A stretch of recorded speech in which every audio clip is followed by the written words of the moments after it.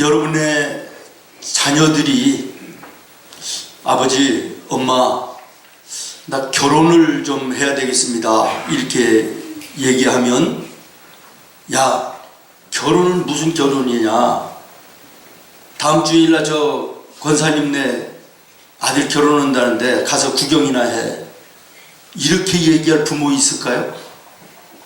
없을 겁니다. 아니, 내가 결혼해서 결혼의 생활을 하겠다고 하는데 구경이 무슨 의미가 있냐, 내가 결혼을 해서 가정을 이루겠습니다, 이렇게 얘기하지 않겠어요? 결혼이라는 것이 참 아름답고 귀한 것이지만 구경하는 것은 아닙니다. 내가 그 결혼 속에서 아름다운 가정을 이루고 참 행복하고 아름답게 인생을 사는 게 이게 중요한 거 아니겠어요? 아멘. 여러분, 지금 평창에서 올림픽이 한창인데 어제 우리 쇼트트랙에서 금메달 따는 것을 보셨습니까? 이야, 통쾌하지 않습니까?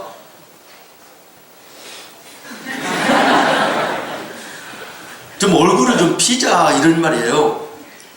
금메달 따는 거 보셨죠? 아멘. 통쾌하지요? 아멘. 기쁘지요? 아멘. 여러분 보시면서 어떻게 생각했어요? 이야, 박수치며 환호하는 관중들이 부럽습니까? 아니면 금메달을 따고 환호하는 그 선수가 부럽던가요? 그렇죠. 선수가 부러운 거예요. 금메달의 주인공이 되어야지 들러리로 가서 박수치고 환호하는 관중이 되어서는 뭐 안 된다는 것은 아니지만, 제가 말씀을 드리고자 하는 것은 오늘 우리 예배를 얘기하자는 거예요. 오늘 우리가 예배하면서 예배에 은혜 받는 주인공들이 되어야지 구경하다가 가는 관중이 되어서는 안 되겠다, 그런 얘기예요. 무슨 얘기인지 이해되시죠? 오늘 우리는 신앙생활을 정말 예수님을 체험하는 신앙생활을 해야지, 예수님만 구경하고 예배만 구경하는 그런 신앙이 되어서는 안 되겠다라는 거예요. 이야, 오늘 기도하는 장로님 기도 참 잘한다. 성경을 봉독하는 권사님 참 성경 잘 읽네. 야, 이번 주에 찬양대 연습 제대로 했는데 목사님 설교가 오늘은 참 좋다. 이렇게 관람하고 돌아가는 예배가 돼서는 안 된다는 거예요. 아멘. 기도가 나의 기도가 되고, 아멘. 하나님의 말씀을 읽는 것이 내 마음으로 읽는 말씀이 되어야 되고, 아멘. 우리 찬양대의 찬양을 통하여 정말 여러분의 심령 속에 주님 거룩한 예배가 이루어지고, 아멘.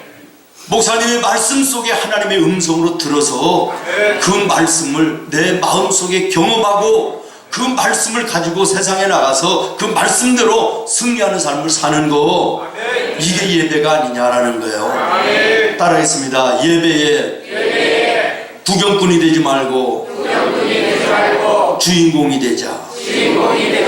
은혜 받는 주인공이 돼야 돼요. 인도네시아에서 아주 굉장한 선교의 사역으로 세계적인 유명한 그 선교사님이었던 멜테리의 책 급하고 강한 바람처럼이라는 책을 읽다가 보니까 그분의 그 글에서 이런 내용이 있었습니다. 요즘의 기독교인들은 바른 신앙을 가지고 있지 못하다. 기적의 체험자가 되려고 하지 않고 기적의 구경꾼들이 되려고 하고 있다. 성경의 기적들이 일어났구나 라며 과거로 알고 있지, 지금 이 자리에서 내게 일어날 것임을 믿지는 않는다. 여러분, 이 얘기가 우리의 얘기 아니겠습니까? 이분은 오순절 마가의 다락방에 급하고 강한 바람처럼 임하였던 성령의 역사를 선교의 현장에서 오늘도 수도 없이 보고 있고 경험하고 있다는 거예요. 그런데 오늘날 현대인들, 성도들은 하나님의 이 기적의 역사를 옛날에 일어났던 일이구나, 과거에 일어났던 기적이지 오늘에는 시대가 바뀌었어. 하나님의 역사, 하나님의 기적, 그것은 오늘의 얘기가 아니지. 이렇게 생각하면서 신앙생활을 하고 있다라는 거예요. 혹시 오늘 여러분의 삶 속에, 신앙 속에 이런 모습은 없습니까? 오늘 우리가 사모하며 간절히 바랄 때 하나님의 놀라운 기적의 역사는 오늘도 우리의 삶의 현장에서 얼마든지 가능한 줄로 믿습니다. 오늘도 간절히 믿음으로 기도하는 자에게 오늘 현대의 의학으로도 해결하지 못하고 설명할 수 없는 질병이 떠나가고 귀신이 쫓겨가고 주저앉은 실패한 자가 일어나는 놀라운 역사들이 예수 안에 일어나고 있다라는 거예요. 믿습니까? 사랑하는 여러분, 모쪼록 오늘 우리는 신앙의 구경꾼들이 아니라 정말 신앙을 내 마음속에 체험하며 오늘도 살아서 나와 함께 하시는 우리 주님을 우리의 삶 속에 보며 증거하는 은혜의 삶을 살 수 있기를, 은혜의 삶을 살 수 있기를 예수님의 이름으로 축원합니다. 구약시대에 하나님은 당신의 백성들에게 하나님을 만나는 특별한 장소를 구별해 주셨습니다. 그곳이 성막입니다. 여러분들이 지금 보는 저 사진에 성막이 나오잖아요. 저 성막은 오늘 우리 교회를 상징했던 하나님을 만나는, 하나님께 예배하는 이스라엘 백성들의 거룩한 장소였습니다. 지금 우리 눈에 비춰주는 사진에 이 성막의 가장 앞에 마당이 있습니다.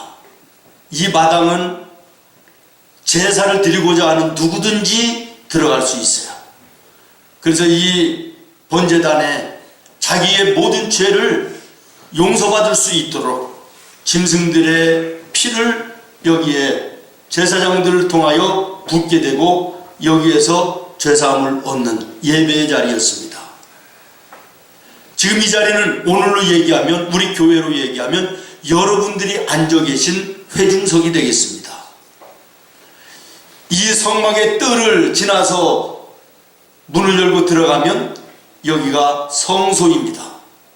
이 성소는 제사장들만 들어갈 수 있습니다.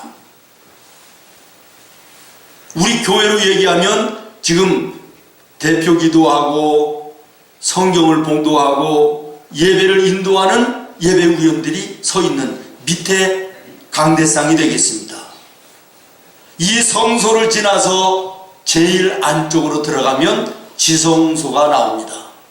지성소는 오늘 우리 예배하는 장소로 얘기하면 제가 설교하고 있는 이 강대상을 상징하고 있습니다.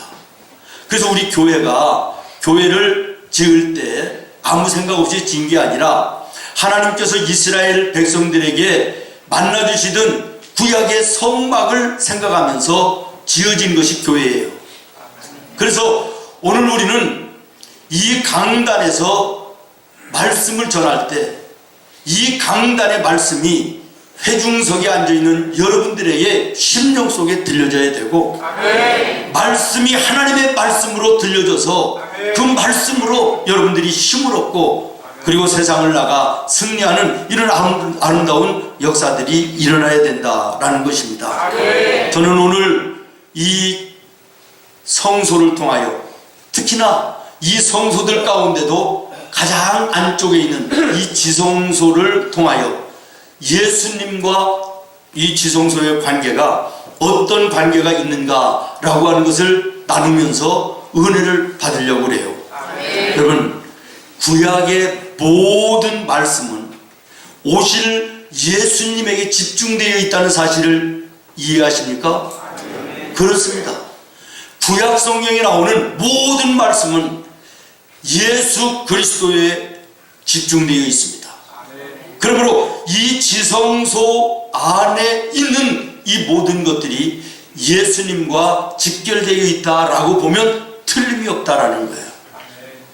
여기 지성소에는요, 세 가지의 특징이 있습니다. 세 가지의 특징이 있어요. 첫 번째는 뭐냐면요, 반드시 지성소에는 무엇을 가지고 들어가야 된다? 그렇습니다. 피를 가지고 들어가야 돼요. 이 피도 아무 피가 아닙니다. 어린 양의 피를 가지고 들어가게 되어 있습니다. 지성소에 제사장이 들어가는데요, 제사장도 아무나 들어가는 게 아니에요. 제사장들 가운데서도 제비를 뽑아서 대제사장으로 뽑힌 사람이, 그것도 아무 때나 들어가는 게 아니에요. 1년에 한 번 속죄일로 정하여진 그날만 대제사장이 들어가는데, 반드시 뭘 가지고 들어가야 되느냐?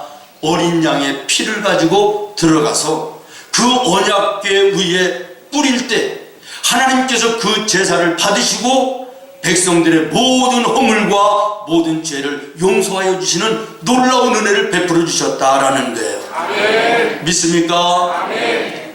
대제사장이 지성소에 가지고 들어가던 어린 양의 피가 무엇을 상징하는 것입니까? 예수님의 십자가의 보혈을 상징하는 거예요. 아멘. 베드로전서 1장 18절로 19절에 보면, 대소함을 받은 것은 은이나 금같이 없어질 것으로 된 것이 아니요 오직 흠없고 점없는 누구의? 어린 양 같은 그리스도의 보배로운 피로 된 것이니라. 아멘. 그렇습니다. 사랑하는 성도 여러분, 예수님의 십자가의 보혈이 우리의 모든 죄를 사함받게 하는 것입니다. 아멘. 구약의 이스라엘 백성들이 죄를 사함받는 방법은 대제사장이 속죄소에 들어가서, 지성소에 들어가서 어린 양의 피를 뿌릴 때 이스라엘 백성들의 모든 죄가 깨끗하게 됐던 것처럼, 오늘은 예수님의 십자가의 보혈이 성도들의 모든 죄를 깨끗하게 사하여 주시고 구원받게 하시고 하나님 나라 영원한 천국의 백성이 되게 하시는 놀라운 은혜를 베풀어 주시는 것입니다. 저는 모쪼록 이 아침 이 예배를 통하여 우리가 예수님의 십자가의 보혈을 아는 것으로 끝나지 않기를 바랍니다. 말하는 것으로 끝나지 않기를 바랍니다. 정말로 예수님의 십자가의 보혈이 우리의 심령에 흘러들어와 내 마음속에, 내 삶 속에 모든 죄를 사함받고 내가 거룩한 영으로 여호와 하나님을 찬송하며 예배하며 예배 속에 함께 하시는 하나님의 놀라운 은혜와 놀라운 기적을 이 땅 위에서도 체험하는 은혜가 있기를 예수님의 이름으로 축원합니다. 저는 얼마 전에 술을 팔고 몸을 팔며 젊은 날을 보냈던 한 여인의 간증 수기를 읽어봤습니다. 젊은 날 술 먹고 술을 팔고 몸을 팔고 허랑방탕하며 살았던 이 여인, 남은 것이 무엇입니까? 이제는 나이가 드니까 몸도 마음도 병들어서 어느 날 배가 불러오기 시작하는데 복수가 차서 병원에서는 이제는 소망이 없다, 죽는다는 거예요. 집에 와서 누워서 천장을 쳐다보고 있는데 인생이 얼마나 부끄럽고 죄스러운지, 그리고 얼마나 후회스러운지, 그리고 얼마나 처참하고 참담한지 자기 인생이 너무나도 초라한 거예요. 내가 이렇게 죽는구나. 근데 문득 어렸을 때 교회에 갔던 생각이 떠올랐대요. 그래서 기다시피 해가지고 내가 한번 교회라도 갔다가 죽어야 되겠다. 그리고 교회에 올라갔는데 목사님이 이 강단에서 예수님의 십자가의 보혈이 어떤 사람 어떤 죄든 믿는 자를 사하여 주시고 구원받게 하시고 하나님 나라의 천국의 백성이 되게 하신다. 설교를 하는데요, 얼마나 마음이 간절한지 모든 사람 모든 죄를 예수님의 십자가의 보혈이 깨끗하게 사하여 주신다. 그렇다면 나 같은 죄인의 죄도 씻어주실까? 그러면서 십자가를 바라보는 순간에 이 복수가 차서 산같이 불렀던 배가 서늘해지고, 그 다음에는 시원해지고, 그 다음에는 평안해지고, 그 다음에는 기쁨이 밀려오는데 주체할 수가 없더라는 거예요. 그러면서 복수가 빠져나가고 건강하게 돼서 교회마다 찾아다니며 살아계신 예수님의 십자가의 보혈을 증거하는 전도자가 됐다. 사랑하는 여러분, 오늘도 예수님의 십자가의 보혈을 믿음으로 바라보며 사모함으로 마음에 품는 자들은 죄사함을 받을 뿐만 아니라 인생을 가로막는 장애물들을 무너뜨리고 인생의 불행과 고통이 변하여 은혜와 축복이 되는 놀라운 역사를 경험하게 되는 줄로 믿습니다. 마음에 가득한 의심을 깨치고 지극히 화평한 마음으로 찬송을 부르는 어린 양 예수의 그 피로 속죄함 얻었네. 속죄함 주 예수 내 죄를 속했네. 할렐루야 소리를 합하여 함께 찬송하세. 그 피로 속죄함 얻었네. 할렐루야. 그 다음에 지성소의 두 번째 특징은 그 위에 언제나 불기둥과 구름기둥이 함께 했다는 것이에요. 믿습니까? 언제나 구름과 불기둥이 하나님의 지성소에 함께했다. 레위기 16장 2절 말씀에 보면 지성소 안의 법궤 위에는 언제나 하나님이 임재해 계시다라고 하는 구름이 머물러 있었다라는 거예요. 믿습니까? 사랑하는 여러분, 불기둥과 구름기둥이 언제나 그 위에 있었다라고 하는 것은 무엇을 상징하는 것입니까? 예수 그리스도의 성령의 임재를 말하는 것입니다. 사랑하는 여러분, 예수님의 성령이 임하는 그곳에는 놀라운 능력의 역사가 나타납니다. 놀라운 변화의 역사가 나타나는 것입니다. 기적의 역사가 나타나는 것입니다. 어둠의 권세가 쫓겨가는 것입니다. 문제가 해결되는 것입니다. 고침의 역사가 나타나는 것입니다. 기적의 역사들이 나타나는 거예요. 하나님의 말씀을 들을 때 깨달아지는 거예요. 은혜가 되는 거예요. 감동이 되는 거예요. 그래서 그 말씀이 능력이 되는 것이죠. 세상을 이기고 어둠의 권세를 이기는 능력이 되는 것이죠. 민수기 9장 15절로 17절에 보면 이스라엘 백성들이 광야를 지날 때 하나님의 성막 위에는 언제든지 불기둥과 구름기둥이 함께 했어요. 그래서 구름기둥과 불기둥이 머무르면 그 자리에 야영을 하게 되고, 이 불기둥과 구름기둥이 움직이면 이스라엘 백성들도 따라서 움직였습니다. 가나안에 이를 때까지 불기둥과 구름기둥은 이스라엘 백성들을 떠나지 아니했습니다. 구름기둥과 불기둥이 무엇을 의미합니까? 하나님의 함께하심을, 성령님의 함께하심을 의미하고 있는 것입니다. 사랑하는 여러분, 저는 오늘 우리 성도들이 신앙생활 속에서 성령의 임재하심을 체험하며 사는 은혜가 있기를 예수님의 이름으로 축원해요. 성령에 대해서 알고 있는 사람은 많이 있습니다. 성령에 대해서 말하는 사람들도 많이 있습니다. 그러나 성령을 체험하고 성령과 함께 신앙의 생활을 하는 사람들은 별로 많지 않습니다. 오늘 예배하는 구경꾼으로 앉아있다 가지 마시고 성령의 임재하심 속에 나와 함께 하시는 그 성령을 체험하는 은혜가 있기를 예수님의 이름으로 축원합니다. 여러분, 성령에 대해서 알고 있는 것과 체험하는 것은 하늘과 땅의 차이가 있습니다. 초대교회 성도들을 보시고요, 예수님의 제자들을 보십시오. 예수님이 십자가에 돌아가실 때까지만 해도 이스라엘의 백성들과 제자들도 성령을 체험하지를 못했어요. 성령에 대해서 알고는 있었지만 성령을 체험하지 못했어요. 그러니까 그들의 신앙을 보면 소극적이에요. 비겁해요. 제자들도 예수님이 잡히시는데 예수님을 배반하고 도망가요. 예수님을 모른다고 부인하기도 해요. 그러나 오순절 마가의 다락방에 성령이 임재하실 때 그 성령을 체험하고 난 초대교회 성도들과 예수님의 제자들을 보십시오. 담대해졌습니다.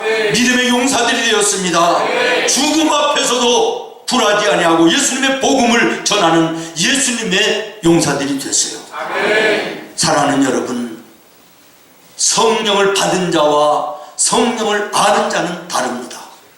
오늘 우리가 성령을 알 수는 있고 말할 수는 있지만 예수 그리스도의 성령을 체험하는 자는 삶의 현장에서 사는 모습이 다릅니다.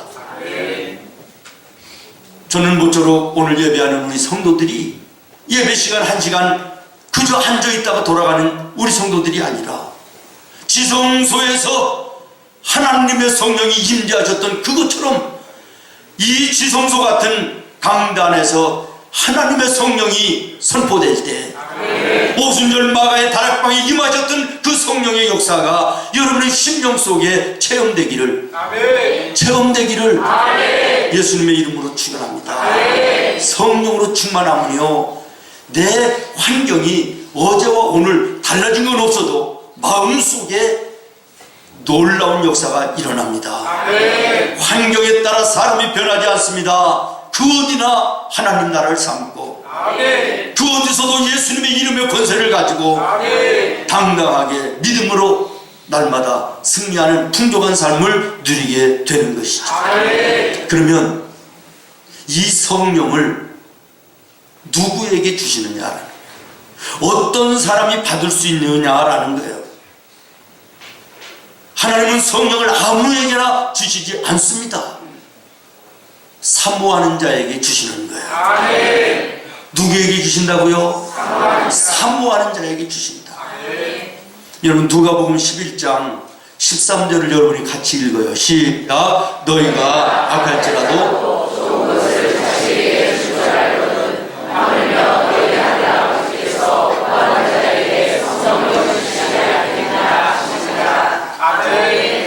안 좋은 부모도요 자기 자식에게는 좋은 것을 주려고 하지 않느냐.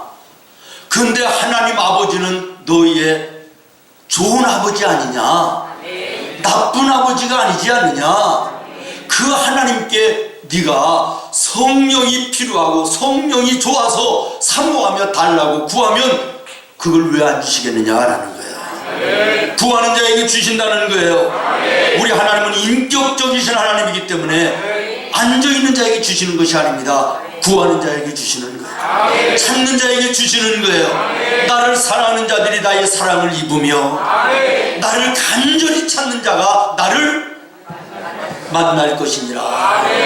성령을 사모하며 성령을 구하는 자에게 하나님은 반드시 거절하지 아니하시고 주신다는 거예요. 여러분이 저에게 뭔가를 요구했을 때 저는 거절할 수도 있습니다.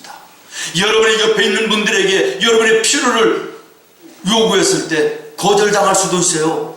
그러나 하나님께 우리가 성령을 요구할 때 절대로 우리 하나님은 이것을 거절하지 아니하십니다. 여러분의 삶이 팍팍하고 곤고하고 빡빡하고 힘들고 고통스러운 이유가 무엇입니까? 성령을 체험하지 못하기 때문에 그런 거예요. 쇳덩어리로 만든 기계도요 오랫동안 돌리면 삐그덕거리고 여기 문제가 고장이 일어나요. 그때 기름을 쳐주면 원활하게 돌아가는 것처럼 성령은 기름 같은 성령이라고 그랬습니다.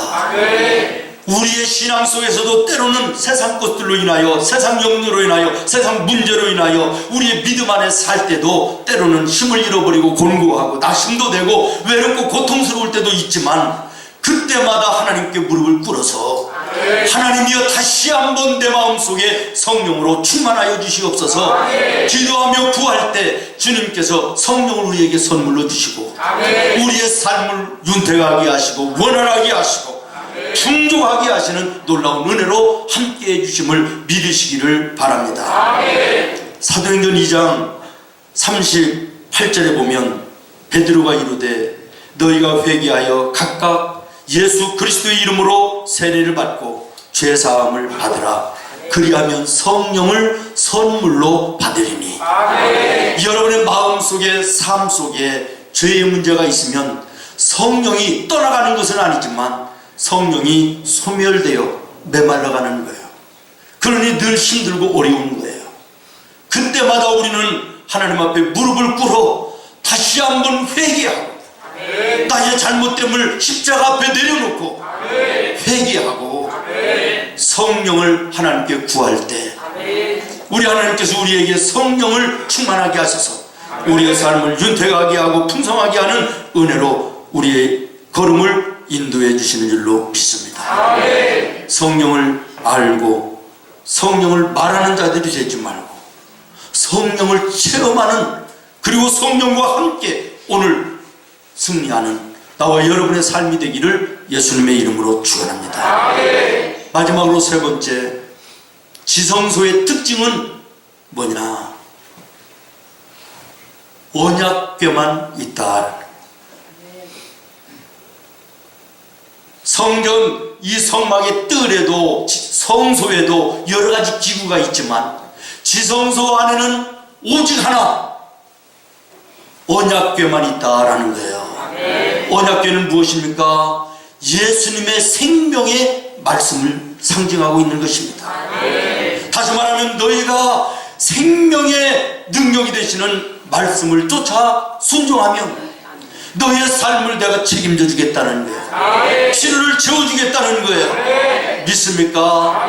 사랑하는 여러분, 세상 따라가지 마시고 사람 따라가지 마시고 여러분 경험과 지식을 따라가지 마시고 하나님의 말씀, 예수님의 생명의 말씀을 따라가시기를 바랍니다.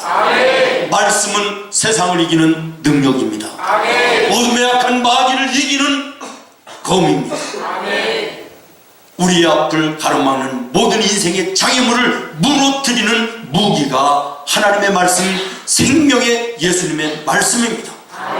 그 말씀은 우리의 인생의 발등상의 등불이 되어서 죄악의 자리에, 어둠의 자리에 들어가지 아니하도록, 빠지지 않도록, 넘어지지 않도록 우리의 인생길을 비춰주는 등불이 되는 것입니다. 그래서 그 말씀을 따라가면 안전합니다. 그 말씀을 따라가면 보호함을 받습니다. 그 말씀을 따라 순종하면 우리의 삶에 필요한 모든 것들을 공급받습니다. 말씀은 생명입니다. 말씀은 능력입니다. 말씀만 순종하며 말씀만 따라가면 우리의 삶을 하나님이 책임져 주시는 것입니다. 지성소에는 오직 하나 언약궤, 모세가 하나님 앞에 올라가 부르짖어 40일을 금식하며 기도하며 받았던 10계명의 두 돌판이 그 속에 담겨져 있었습니다. 하나님의 말씀, 예수님의 생명의 말씀, 말씀대로 생명입니다. 말씀을 우리가 마음에 품고 그 말씀을 따라 순종하면 거기에 놀라운 기적의 역사가 나타납니다.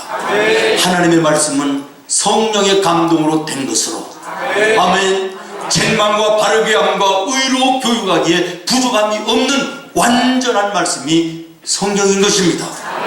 그래서 성경을 읽을 때 우리의 마음속에 하나님 나라가 이루어집니다. 하나님의 능력이 임합니다. 그 능력을 가지고 세상을 향하여 나가면 어둠의 권세가 쫓겨갑니다. 불의의 모든 권세가 굴복합니다. 있는 곳에서 예수의 용사되어 하나님의 놀라운 뜻을 이루며 살 수 있는 것입니다. 오늘 우리는 내일부터 제3차 성경 쓰기 학교를 시작합니다.